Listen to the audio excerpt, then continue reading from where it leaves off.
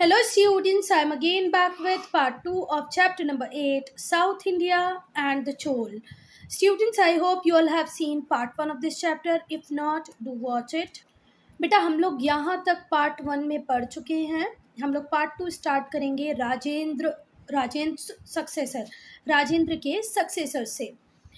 तो जब राजेंद्र वन थे उनको सक्सीड किया उनके अपने बेटे राजाधिराज वन ने. राजेंद्र वन को सक्सीड किया, राजेंद्र वन के सक्सेसर थे उनके अपने बेटे राजाधिराज वन, जिन्होंने अपनी जान गंवाई बैटल ऑफ कोप्पम में. कब? 1052 में, 1052 एडी में कोप्पम में राजाधिराज की हो जाती है डेथ. इनकी डेथ के बाद राजेंद्र टू को डिक्लेयर किया जाता है next king on the battle field itself. जहाँ पर इनकी डेथ होती है बैटल ऑफ कोप्पम में, उसी बैटल फील्ड में राजेंद्र टू को नया राजा बना दिया जाता है. इनको फॉलो करते हैं इनके ब्रदर, यंगर ब्रदर, जिनका नाम होता है वीर राजेंद्र. कब? 1063 में, 1063 एडी में कौन आ जाते हैं? वीर राजेंद्र. जो ट्रेडिशनल हॉस्टिलिटीज़ होती है इन लोगों की चालुक्य के साथ वो कंटिन्यू रहती है. चोल और चालुक्य कभी भी बहुत अच्छे से साथ में नहीं रहे, तो जो ट्रेडिशनल हॉस्टिलिटीज़ होती है इनकी चालुक्य के साथ वो कंटिन्यू रहती है. इनकी डेथ होती है 1070 एडी में. ये जो होते हैं इनकी डेथ कब हो जाती है? 1070 में. फिर इन्हें सक्सीड करते हैं, इनके जो सक्सेसर होते हैं वो होते हैं कोलतुंगा, जो रूल करते हैं 1070 से लेके 1122 एडी तक. ठीक है बात.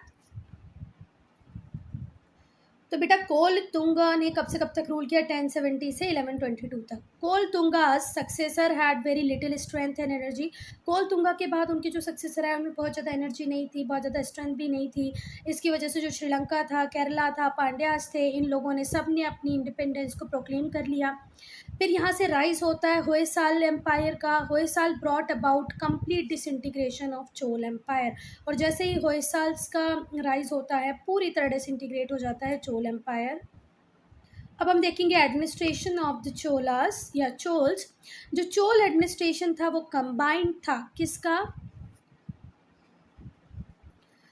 कि एक मजबूत सेंट्रल अथॉरिटी होगी और ऑटोनॉमी दी जाएगी लोकल एरियाज़ को. समझ में आया? आज जैसे हमारी जो गवर्नमेंट है, आज की करंट गवर्नमेंट की भी हम बात करें तो सेंटर बहुत ज़्यादा स्ट्रॉन्ग है, ठीक है, और लोकल एरियाज़ में जो लोकल पीपल हैं, लोकल गवर्नमेंट है, उसको पूरी ऑटोनॉमी दी गई है. तो ऐसा ही था यहाँ पर भी. तो जो चोल का एडमिनिस्ट्रेशन था वो कंबाइंड था. किस किस का कंबाइंड था? कि भैया वाइग्रॉस सेंट्रल होगा और लोकल ऑटोनॉमी भी होगी. ये किसने कहा है? नीलकांत शास्त्री ने कहा है. नीलकांत शास्त्री ने कहा है कि जो चोल का एडमिनिस्ट्रेशन था वो कंबाइंड था. वाइग्रस सेंट्रल था, वाइग्रस सेंट्रल कंट्रोल था, बहुत बढ़िया सेंट्रल कंट्रोल, साथ ही साथ लोकल ऑटोनॉमी भी थी. It provided a pattern for kinship followed by other rulers of south India. इसने किनशिप के पैटर्न को इस तरीके से यूज़ किया कि आने वाले जो साउथ इंडिया के रूलर्स थे उन्होंने भी इसको फॉलो किया. इस तरीके की शासन व्यवस्था, किंगशिप का मतलब क्या होता है? शासन, एडमिनिस्ट्रेशन. इस तरीके की शासन व्यवस्था थी कि दूसरे साउथ इंडिया के रूलर्स ने भी उससे फॉलो किया. अब हम देखेंगे सेंट्रल एडमिनिस्ट्रेशन, मोनार्क, मिनिस्टर्स और उनके दूसरे ऑफिशियल्स को. तो बेटा जो किंग था वो बहुत ही पाइवट था, मतलब बहुत ही इम्पोर्टेंट था, जिसके आसपास ही पूरा सिस्टम घूमता रहता था, जिसके ऊपर ही पूरा सिस्टम बेस करता था. जो कोरोनेशन सेरेमनी होती थी उसमें बहुत सारी फेस्टिविटीज़ होती थी, मतलब एक त्यौहार की तरह मनाया जाता था किसी भी राजा का कोरोनेशन जब उसका राज तिलक होता था. वो बहुत सारे जो रिसोर्सेज होते थे किंगडम के, वास्ट पैलेसेस एस्टेब्लिश किए जाते थे. Huge resources of the kingdom, vast palaces, establishment, splendor of the court, they all enhance the power and glory of the monarch. अब देखो राजा के पास बहुत सारे रिसोर्सेज तो होते ही थे, साथ ही साथ उसका पैलेस जो होता था, जिस महल में वो रहता था वो बहुत बड़ा होता था. कोर्ट बहुत शानदार होती थी, आलीशान होती थी, और इस वजह से राजा की ग्लोरी चारों तरफ फैल जाती थी. राजा की पावर, राजा की ग्लोरी इस चीज़ से और ज़्यादा बढ़ जाती थी. जितना सुंदर महल उतना राजा के पास पावर ज़्यादा, जितना अच्छा कोर्ट, जितना स्प्लेंडेड कोर्ट, मतलब जितना आलीशान सारी चीज़ें होंगी उतना ही राजा की पावर बढ़ती जाएगी. अब बेटा जैसे आज प्राइम मिनिस्टर होता है उसका काउंसिल ऑफ मिनिस्टर होता है, पहले भी ग्रुप ऑफ मिनिस्टर हुआ करते थे जो किंग को असिस्ट करते थे डिफरेंट डिफरेंट टास्क में. King had a group of minister each representing a particular department. हर एक मिनिस्टर का अपना डिपार्टमेंट होता था, उसके अपने एडमिनिस्ट्रेटिव डिविजन्स होते थे और वो किंग को भी डे टू डे एडमिनिस्ट्रेशन में हेल्प करते थे।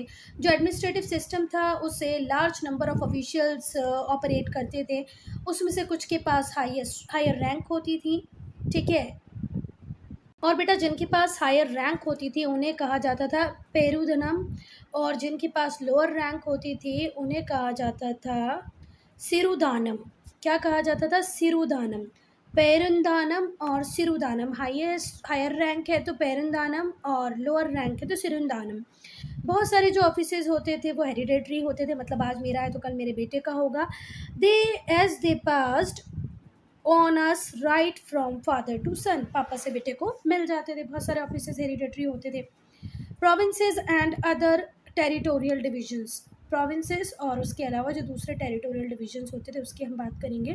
तो जो किंगडम होता था वो डिवाइड होता था बहुत सारे प्रोविंसेस में, जिन्हें मंडलम्स कहा जाता था। जो पूरा किंगडम है उससे प्रोविंसेस में डिवाइड किया जाता था और प्रोविंसेस को क्या कहते थे? Mandalams. Each placed under the charge of viceroy, और हर मंडलम का एक चार्ज होता था, वो होता था वाइसरॉय। यूजुअली जो प्रिंस होता था रॉयल फैमिली का या one belonging to the landed nobility, अगर कोई लैंडेड नोबिलिटी से बिलोंग करता हो, ज़मींदार तो अलगदार टाइप, अगर कोई व्यक्ति वैसा भी हो सकता है, या रॉयल फैमिली से कोई प्रिंस बिलोंग करता हो तो उसे ही वाइसरॉय बनाया जाता था।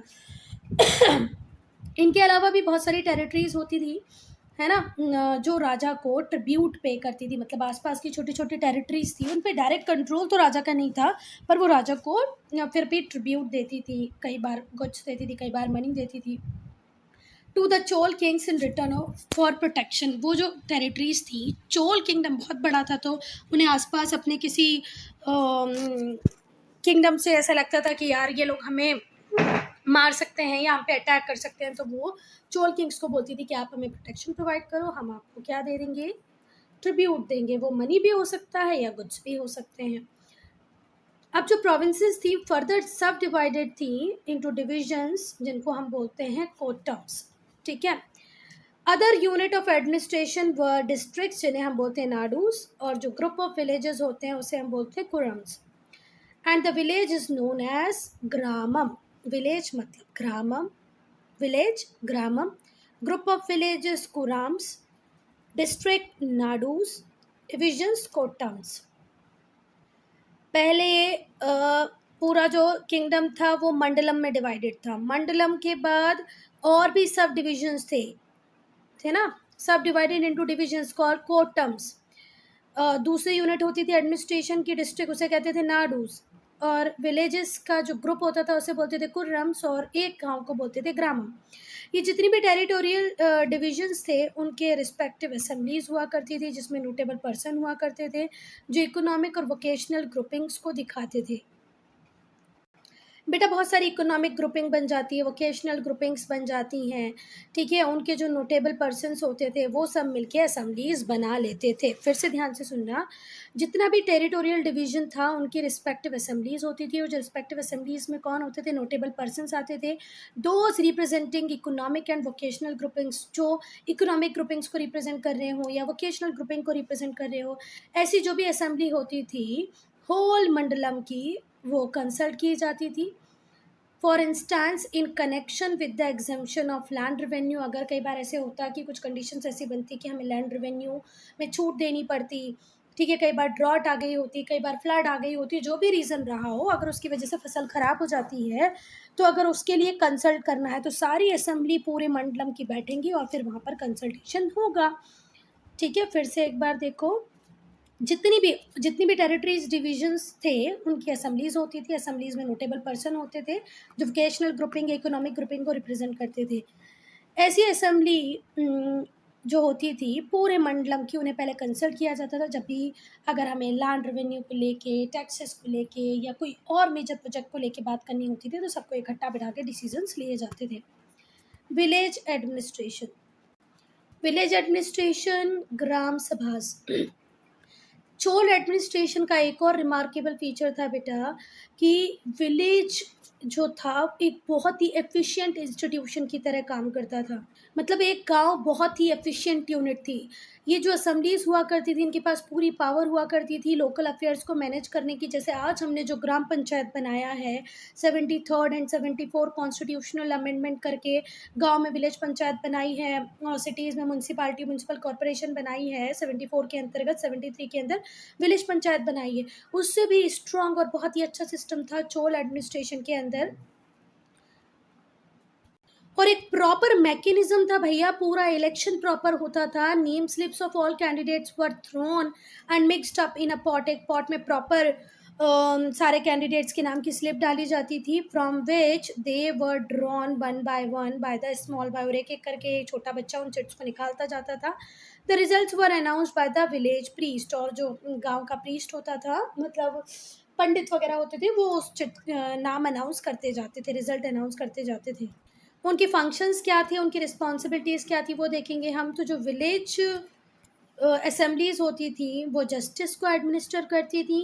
एक अपना जो उनका विलेज होता था, उनके जितने भी छोटे मोटे झगड़े वगैरह होते थे उनको मैनेज करती थी। सिर्फ वो केसेस को इन्वॉल्व नहीं करती थी जिनमें सीरियस क्राइम हुआ हो, ये सीधे किंग के पास जाएगा, ठीक है, हायर लेवल पे इसकी सुनवाई होगी। छोटे मोटे झगड़े वो सॉल्व करा देते थे, वाटर सप्लाई को रेगुलेट करते थे, टैक्सेस को इकट्ठा करते थे, जितना भी चैरिटेबल इंस्टीट्यूशन का काम होता है जैसे मंदिर स्कूल वो बनवा देते थे।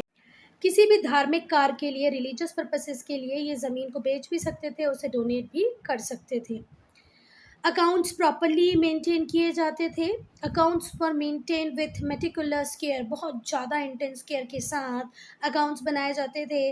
अगर कोई व्यक्ति है, अगर कोई व्यक्ति गवर्न करने का सोचता, पैसे चुराने का सोचता, if someone embezzled money he was severely dealt with, अगर कोई व्यक्ति गलती से भी पैसे चुराने का सोच लेता या गबन करने का सोच लेता या कुछ ऊपर नीचे करने का सोच लेता, तो उसके साथ बहुत ही सीवियर ट्रीटमेंट होता था। जो विलेज असेंबलीज थी वो अपने अफेयर्स को कैरी करती थी with the help of smaller committee. बहुत सारी स्मॉलर कमेटी होती थी और हर कमेटी का काम था स्पेसिफिक मैटर को देखना। जैसे टैंक्स को एक कमेटी देखेगी, दूसरी गार्डन को, तीसरी टेम्पल को, चौथी जस्टिस को और पांचवी जनरल एडमिनिस्ट्रेशन को। तो ये जो कमिटीज़ होती थी ये विलेज असेंबली को हेल्प करती थी इनके डे टू डे अफेयर में। अब sources of revenue and expenditure, कहाँ कहाँ पे ये लोग खर्च करते थे, कहाँ से इनके पास पैसा आता था। तो जो लैंड रेवेन्यू होता था वो फिक्स था। वो कितना था? 1/6 ऑफ ग्रॉस प्रोड्यूस। अगर आपने आपके खेतों से 60 क्विंटल राइस ग्रो किया है तो आपको राजा को देना पड़ेगा 10 क्विंटल्स, मतलब 1/6 फिक्स था कि आपकी जो भी ग्रॉस प्रोड्यूस है उसका 1/6 आप किंग को दे दो। दूसरे इंपॉर्टेंट सोर्स थे इनकम के, वो थे टैक्सेस ऑन ट्रेड, ट्रेड के ऊपर टैक्स लगाया जाता था। Mines, handlooms, water courses, handlooms के ऊपर टैक्स था, माइंस के ऊपर टैक्स था, ट्रेड के ऊपर टैक्स था, वाटर कोर्सेज के ऊपर टैक्स था। End of course the customs, custom duties on imported good. Custom duty जो लगाई जाती है इम्पोर्टेड गुड्स पे, उस वो भी एक अच्छा खासा सोर्स था रेवेन्यू का। जो मेन आइटम था एक्सपेंडिचर का वो था मेंटेनेंस ऑफ रॉयल फैमिली। राजा की फैमिली को मैनेज करना, बड़े बड़े पैलेसेस को मैनेज करना, फिर उनके लिए दुनिया भर के नए नए अच्छे अच्छे पोशाक बनवाना, महंगे महंगे कपड़े बनवाना, उनके लिए शाही भोज बनवाना, तो सबसे ज़्यादा खर्चा तो उसी में होता था। दूसरा खर्चा होता था आर्म्ड फोर्सेस को मेंटेन करने में, फिर टाउन्स बनवाने में, टेम्पल्स बनवाने में, पब्लिक यूटिलिटी के काम जैसे रोड हो गए, टैंक हो गए, इरिगेशन सिस्टम हो गए, इन सबको मैनेज करने में, इनको बनाने में भी पैसा खर्च होता था। आर्मी और नेवी की अगर हम बात करें बेटा, तो जो चोल रूलर थे उनके पास बहुत ही वेल ट्रेंड आर्मी थी, इफेक्टिव नेवल फोर्स थी। जो आर्मी थी उसमें आर्चरर्स होते थे, मतलब वो जो निशाना लगाते हैं ना, धनुर्धारी, वो तुम लोगों ने देवसेना में देखा होगा, बाहुबली में, वो तो एक साथ 5-6 तीर चला लेता था, वही आर्चर्स। फूट सोल्जर्स मतलब पैदल चलने वाले, हॉर्समैन घोड़े पे चलने वाले। फूट शोल्डर्स वो ऐसे नहीं, बाहुबली में भी देखते हो जोर से चिल्लाते हुए भागते भागते जाते हैं, वो हो गए फूट शोल्डर्स। हॉर्समैन जो घोड़े पे बैठे रहते हैं। शोल्जर्स लिव्ड इन कैंटोनमेंट्स, छावनी में। कैंटोनमेंट्स का मतलब होता है छावनी। तो जो शोल्जर्स होते थे वो कैंटोनमेंट एरिया में रहते थे, उन्हें बोला जाता था kadagams. Situated in different part of empire, empire के डिफरेंट पार्ट में कड़गम्स मतलब कैंटोनमेंट एरियाज होते थे जहाँ पर शोल्जर्स रहते थे। Now Chola temples and their arts. Chola temples and their art. तो बच्चा जो चोलास थे वो सिटी को ब्यूटीफाई करने के लिए, जब भी कोई नई सिटी बनाते हैं उसको और ब्यूटीफुल बनाने के लिए ये लोग मेजेस्टिक पैलेसेस, बहुत बड़े बड़े पैलेसेस उसके अंदर बना देते, बड़े बड़े मंदिर उसके अंदर बना देते। जो मेन जो की फीचर्स होते थे चोल टेम्पल के या चोला टेम्पल के, वो होते थे उनका विमान और टावर्स बने होते थे बड़े बड़े, मैग्निफिशेंट स्कल्पचर्स होते थे, बड़ी बड़ी भारी भारी मूर्तियाँ होती थी, पिलर्ड हॉल्स होते थे और वो कनेक्टेड रहते थे, एंड लार्ज गेटवे टावर्स हुआ करते थे जिन्हें हम गोपुरम्स भी कहते हैं। बड़े बड़े गेटवेज हुआ करते थे, है ना, जिनके ऊपर भी स्कल्पचर से काम हुआ करता था बच्चा, बड़ी बड़ी मूर्तियाँ बनी होती थी। अब हम बृहदेश्वर टेम्पल को पढ़ेंगे तो बेटा कुछ जो प्रोमिनेंट फीचर हैं बृहदेश्वर टेम्पल के उनको हम ऑलरेडी देख चुके हैं। ये जो टेम्पल है ये हाईएस्ट अचीवमेंट है टेम्पल बिल्डिंग ट्रेडिशन का। मतलब चोल पीरियड को अगर हम पढ़ते हैं और बृहदेश्वर टेम्पल को नहीं पढ़ते हैं, इट मीन्स आपने चोल पीरियड को पूरी तरह नहीं पढ़ा है। Besides the feature already mention, वो फीचर्स जो हम पहले पढ़ चुके हैं, उसके अलावा भी कुछ और कैरेक्टरिस्टिक्स हैं जो आपको पता होने चाहिए। अब हम देखेंगे एक एक करके। जो टेम्पल है उसमें नंदी मंडपा है, एक पिलर्ड पोर्टिको है एंड एन असेंबली हॉल, और सारे के सारे इंटरकनेक्टेड हैं। तो फिर से सुनो, जो टेम्पल है उसमें नंदी मंडपा है। आप लोगों ने आज भी बहुत सारे मंदिरों में देखा होगा, स्पेशली जब शंकर जी के मंदिर में, शिव जी के मंदिर में हम जाते हैं तो नंदी होता है ना, नंदी मतलब जो बैल होता है वो। तो नंदी मंडपा है, पिलर्ड पोर्टिको है। पोर्टिको क्या होता है? एक जालीदार दरवाजा, और एक असेंबली हॉल है। और बेटा ये सब की सब कनेक्टेड हैं। मंडपा से ही आपको पिलर्ड पोर्टिको मिल जाएगा, पिलर्ड पोर्टिको के बाद आपको असेंबली हॉल मिल जाएगा। और आप इसको पोर्टिको नहीं पढ़ेंगे, पोर्टिको पढ़ेंगे, ठीक है। चलो, जो महामंडप है वो ओरिजिनली 3 स्टोरीड है। जो महामंडप है वो 3 स्टोरीड है। जो टॉप स्टोरी है वहाँ पर ओपन टेरेस है with a row of Nandis placed on the top of its wall. तो बेटा जो महामंडप है वो 3 स्टोरीड है, 3 स्टोरी हैं। जो टॉप स्टोरी है उस पे ओपन टेरेस है, और ओपन टेरेस पे with a row of Nandis placed on the top of its wall. तो जैसे ये दीवारें हैं तो दीवारों के ऊपर आपको, हर दीवार के ऊपर क्या दिखेंगे? नंदी। समझ में आई बात? तो जो महामंडप है उसकी स्टोरी कितनी है? 3। और जो ओपन टेरेस है, 3rd स्टोरी पे सिर्फ ओपन टेरेस है, जो दीवारें बनी हुई हैं उन दीवारों के टॉप पे आपको कौन मिलेंगे? नंदीज। लाइक आउटर डोरवेज, जैसा आउटर डोरवेज है, दूसरे जो आउटर एंट्रेंसेस हैं वो भी फ्लैंक्ड बाय द्वारपाल्स। मतलब वहीं पर बहुत सारे द्वारपाल की इमेजेस भी हैं, दूसरे आउटर डोरवेज की तरह। जो आउटर एंट्रेंस है, ठीक है, वहाँ पर बहुत सारे द्वारपाल्स को फ्लैंक किया हुआ है। मतलब दरवाजे के आसपास ऐसे द्वारपाल बने हुए हैं। यहाँ पर बहुत सारे संस्कृत और तमिल इंस्क्रिप्शन हैं, और बहुत ही फाइन कैलीग्राफी, मतलब बहुत अच्छे तरीके से संस्कृत और तमिल इंस्क्रिप्शन आपको वहाँ पर देखने को मिलेंगे। बेटा एक और इम्पोजिंग स्ट्रक्चर है इस टेम्पल का, वो है अम्मन टेम्पल हाउसिंग ब्रह्म नायकी, ठीक है। एक और इम्पोजिंग स्ट्रक्चर है जिसका नाम है अम्मन टेम्पल हाउसिंग ब्रह्मनायकी। ब्रह्मनायकी कौन है? कंसोर्ट ऑफ बृहदेश्वर, बृहदेश्वर की साथी, संगिनी, या तो आप वाइफ भी बोल सकते हो। तो एक और इम्पोजिंग स्ट्रक्चर है इस टेम्पल का, वो है अम्मन टेम्पल हाउसिंग ब्रह्मनायकी, जो कि कंसर्ट थी बृहदेश्वर की। अगर हम ब्रीफ में कहें तो जो बृहदेश्वर टेम्पल है वो रिपोजिटरी है of every branch of art, architecture, sculpture, painting, jewellery, dance and music. Repository का मतलब होता है जहाँ बहुत सारी चीज़ें इकट्ठा करके रखी गई हों, जमा करके रखी गई हों। तो बृहदेश्वर टेम्पल की अगर हम बात करें तो यहाँ पर तुम्हें आर्ट की हर ब्रांच मिलेगी, आर्किटेक्चर भी मिलेगा, स्कल्पचर भी मिलेगा, पेंटिंग भी है, ज्वेलरी भी है, डांस भी है, म्यूज़िक भी है, इसके अलावा भी बहुत कुछ है। बेटा एक और बहुत ही एलिगेंट, बहुत ही इम्प्रेसिव टेम्पल है, कहाँ पर? थंजावुर में, जो डेडिकेटेड है लॉर्ड सुब्रमण्या को। अब लॉर्ड सुब्रमण्या कौन है? आप सब जानते हैं, पर उन्हें लॉर्ड सुब्रमण्या के नाम से नहीं जानते, आप जानते हैं इन्हें कार्तिकेय के नाम से। गणेश जी के भाई कार्तिकेय, शंकर पार्वती जी के बेटे कार्तिकेय, उन्हीं का एक नाम लॉर्ड सुब्रमण्या भी है। सुब्रमण्या भी है, लॉर्ड का मतलब तो होता है भगवान, और सुब्रमण्य उनका नाम है। तो सुब्रमण्य बोला जाएगा, मतलब किस भगवान की बात करें? हम कार्तिकेय जी की बात कर रहे हैं, जो शंकर जी पार्वती जी के बेटे हैं, गणेश जी के भाई हैं। किंग राजेंद्र वन ने भी बच्चा बहुत सारे स्प्लेंडेड टेम्पल्स बनवाए हैं। कहाँ पर? उनकी नई कैपिटल गंगाईकोंडा चोलापुरम में। ये बिल्कुल सिमिलर है थंजावुर के टेम्पल की तरह। देखो, थंजावुर में तो आपको सुंदर सुंदर टेम्पल देखने को मिलेंगे ही, बहुत एलिगेंट टेम्पल देखने को मिलेंगे ही, पर गंगाईकोंडा चोलापुरम में भी किंग राजेंद्र वन ने बहुत ही अच्छे टेम्पल्स बनवाए जो कि किसकी तरह ही दिखते हैं, थंजावुर टेम्पल की तरह ही दिखते हैं। यहाँ पर कार्विंग हुई है और वो कार्विंग बहुत इंप्रेसिव। अब कार्विंग क्या होती है बच्चा? किसी भी सरफेस के ऊपर जब आप खुरच खुरच के कुछ लिखने की कोशिश करते हो तो उसको क्या कहते हैं? कार्विंग।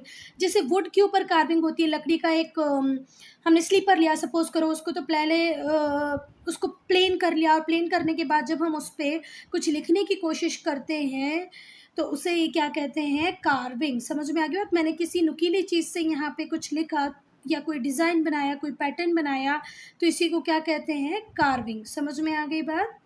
किसी नुकीले पत्थर से, कील से या किसी और औजार से, इक्विपमेंट से, टूल से कुछ लिखा तो इसी को क्या कहते हैं? कार्विंग।